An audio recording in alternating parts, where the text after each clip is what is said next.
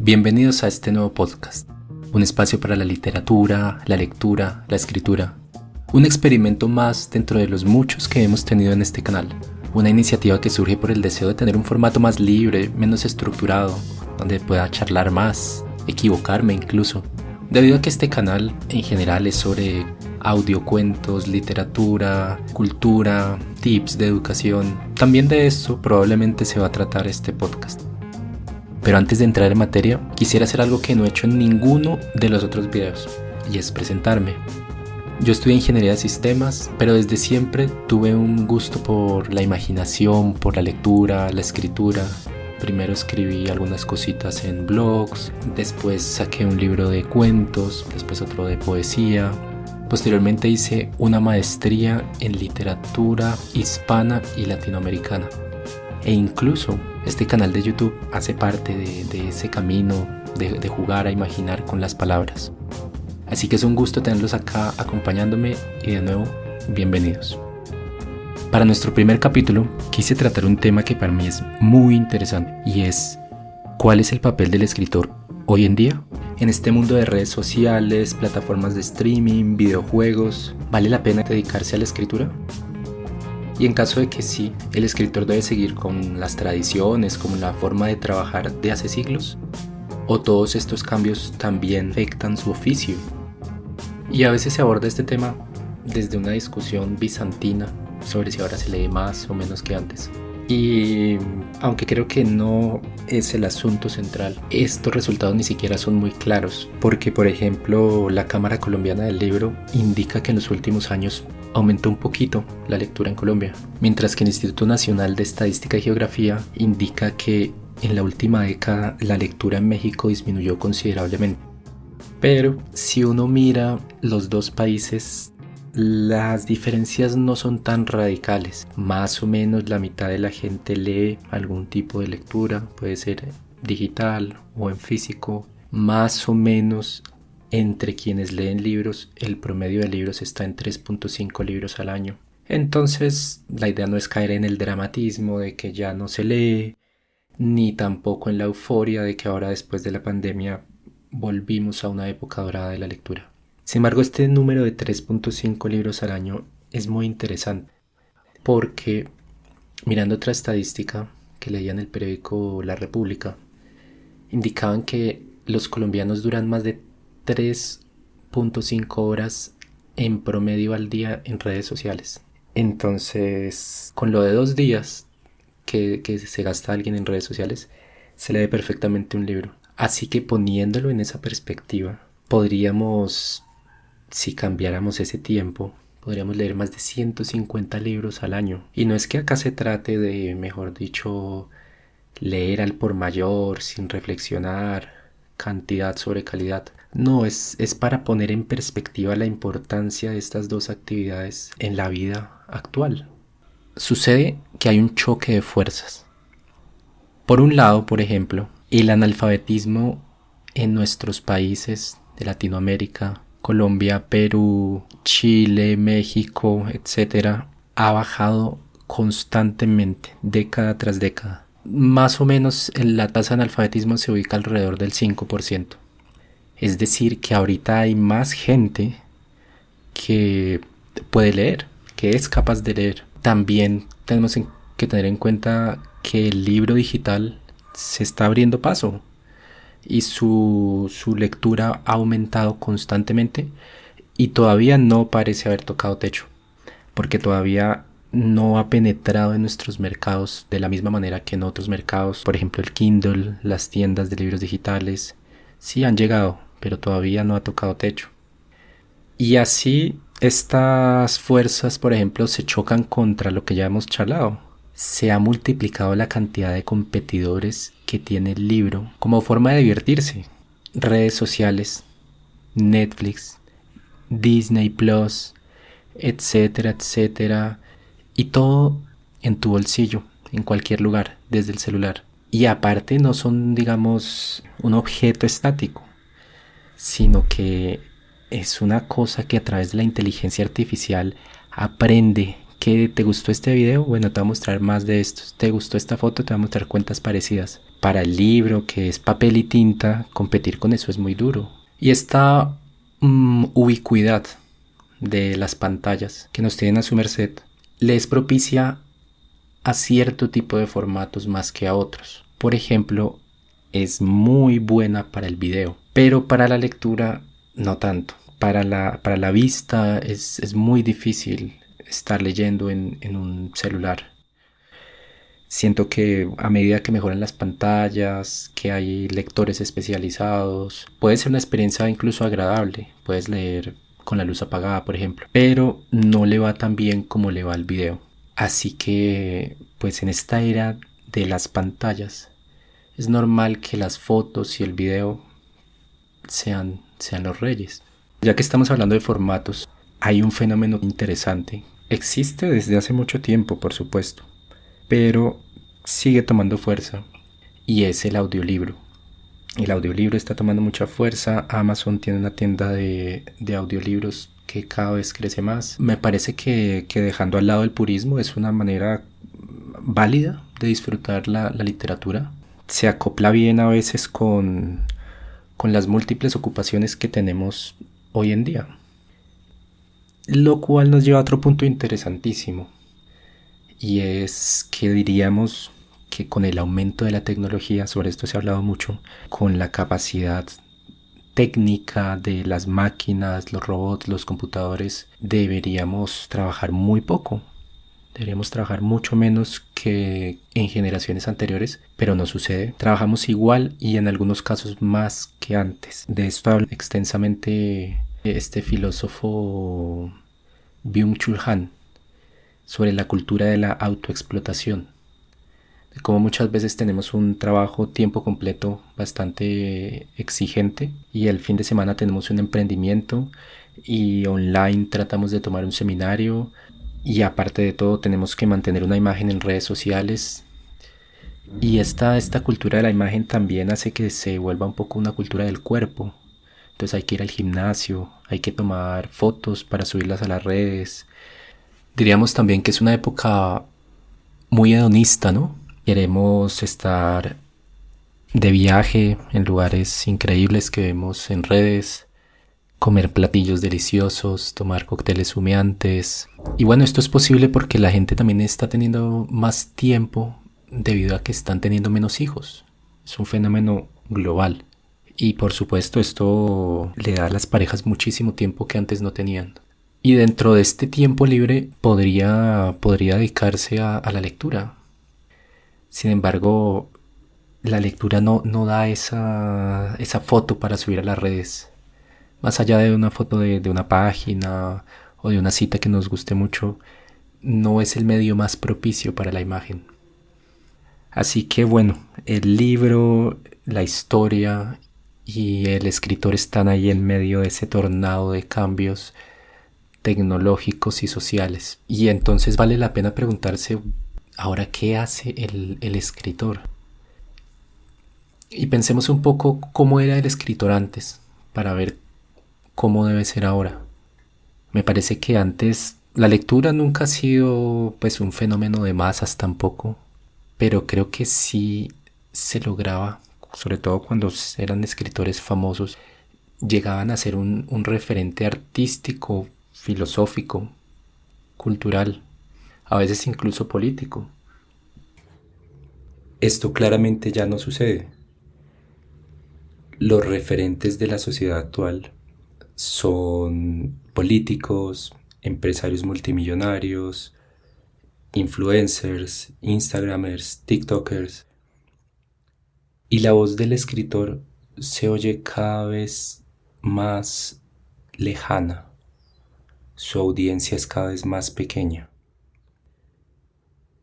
Pongámonos a pensar, por ejemplo, cuántos nombres de escritores vivos podemos recordar y comparémoslo con cuántas personalidades digitales. Entonces sí, claramente el escritor antes era más influyente. Pero tampoco todo era hermoso. También este escritor tradicional y a veces consagrado está un poco como en una torre de marfil, como dándole a los demás su obra, su iluminación. Y no era para cualquiera ser escritor. De cierto modo era muy difícil. ¿Cuántas historias no hay de aspirantes a escritores en una guardilla en París, muriendo de hambre con la esperanza de que alguna editorial los publique? Y esas editoriales prestigiosas, de los premios literarios y los medios tradicionales eran los que resguardaban ese mundillo cultural. No quiere decir que fueran los únicos escritores.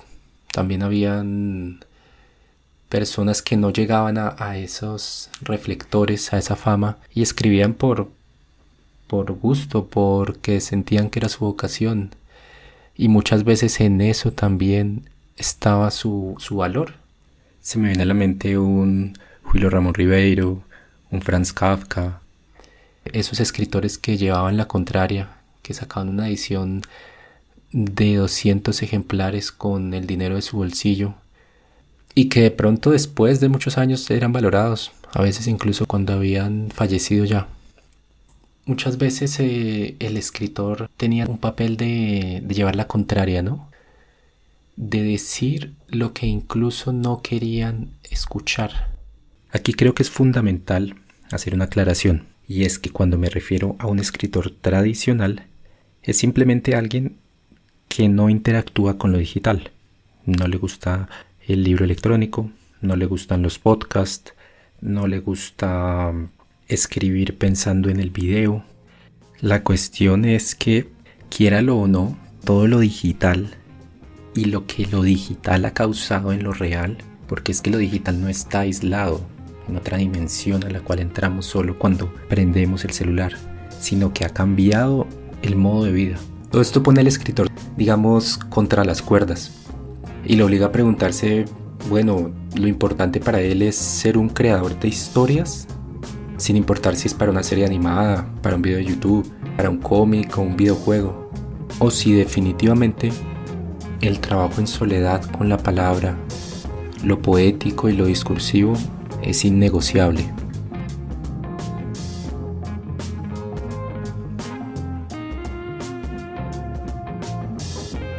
Yo creo que las personas actualmente están más ávidas que nunca de historias, de emociones, enseñanzas, solo que las consumen de una manera diferente, en parte por la predominancia de lo audiovisual, por el deseo de ser exitoso en muchas cosas al tiempo, como ya hemos hablado.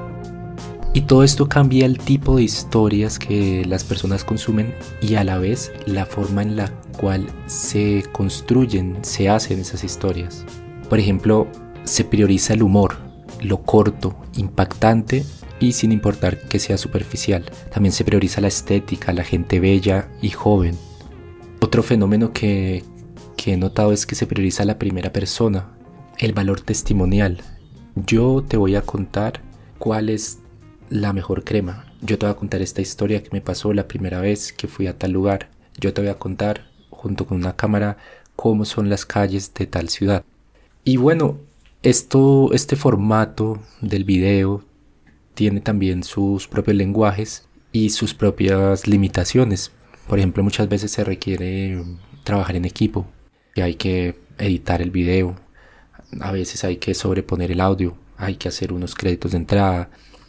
Y este trabajar en equipo también tiene que ver con la plataforma a través de la cual se ponen a la disposición estos contenidos, sea YouTube, sea Netflix, sea TikTok, porque estas plataformas son muy poderosas. Primero, pueden llegar a decirte que no, que tu contenido no va con los lineamientos de la plataforma. Y es ahí donde uno dice, pero no se suponía que estábamos en la era de la libertad de expresión. Se suponía que el internet había traído la democratización de la información. Y sí, si tú quieres hablar de maquillajes, de grupos de pop, de videojuegos, no va a haber ningún problema. Pero cuando son temas un poco más espinosos, ten cuidado. Hay personas incluso muy influyentes a las cuales le han cerrado sus cuentas en redes sociales. O la forma en la cual está codificado la plataforma, la cual está programada, puede hacer que sin ir tan lejos como para que cancelen tu cuenta, simplemente la página o la plataforma, la aplicación, hace que algunos contenidos se le muestren a todo el mundo, les da un gran empujón para que sean virales, y otros que la plataforma no favorece tanto, simplemente los deja en la más absoluta obscuridad.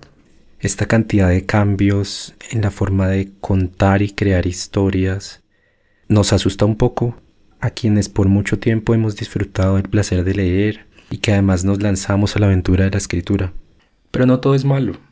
Tengamos en cuenta que nadie nos está obligando a quedarnos en el pasado de ese escritor tradicional, a únicamente escribir sin utilizar los medios digitales, a solo publicar a través de grandes editoriales, a solo tratar temas serios, y tampoco nadie nos está obligando a vendernos por completo al mundo digital. No todos tenemos que ser influencers, no todos tenemos que hacer streaming de chistecitos o retos reventándonos huevos en la cara. No todo lo que escribamos tiene que ser pensado en un formato visual para ser adaptado a video. Tenemos todas las opciones a nuestra disposición. Si queremos, con todo lo bueno y lo malo que eso tiene, ser ese escritor tradicional, podemos serlo. Si queremos apalancarnos en todas las ventajas y todas las posibilidades que el mundo digital nos ofrece, también lo podemos hacer. Y si queremos mezclar las dos cosas, esa también es una opción válida y muy interesante. Hay autores que lo han hecho, por ejemplo, se me viene a la cabeza Neil Gaiman. Es alguien que ha escrito libros, pero también es alguien que ha escrito guiones de cine, es alguien que ha escrito para cómics. Así que lo que parecía en inicio una desventaja puede llegar a ser algo muy interesante. Y si nos fijamos en autores del pasado que de pronto actualmente son muy venerados, en su momento fueron muy experimentales. Por ejemplo, Julio Cortázar con Rayuela, ese salto de capítulos que parece tan predecesor del hipertexto. Yo soy de los que cree que si ellos hubieran nacido en esta época, tendrían su canal de TikTok, solo que no se quedarían en el chiste fácil o vulgar. Utilizarían esas plataformas para contar historias que nos hagan vibrar, que conecten con nuestra humanidad. Pueden tener humor, claro, pero irían más allá, romperían límites como los rompieron en su momento con la literatura. A modo de conclusión, lo que yo creo es que en el mundo actual es un gran activo si el escritor sabe navegar entre el papel y lo digital, sabe conectar el papel con una URL a través de un código QR, sabe emitir su mensaje a través de libros digitales o de audiolibros, sabe narrar, porque no por estar en el mundo digital se deben olvidar las bases. Y si bien ese escritor tradicional, defensor del lenguaje, es muy necesario, el camino para ese tipo de escritores se va haciendo cada vez más duro, y ya era duro antes, mientras que el camino para el escritor o el creador de historias que se integra al mundo, como ha sido en todas las épocas, puede darle nuevas oportunidades. De modo que para ese guionista de un videojuego independiente en el cual un lápiz pixelado tiene que ir a salvar a su borrador, o para ese escritor juicioso y estudioso que lleva escribiendo una novela filosófica por años, desde mi punto de vista quiero darles las buenas noticias de que el arte de crear historias está más vivo que nunca.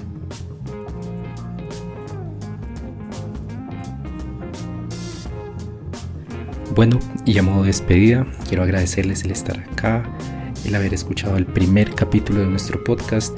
Me encantaría saber de ustedes.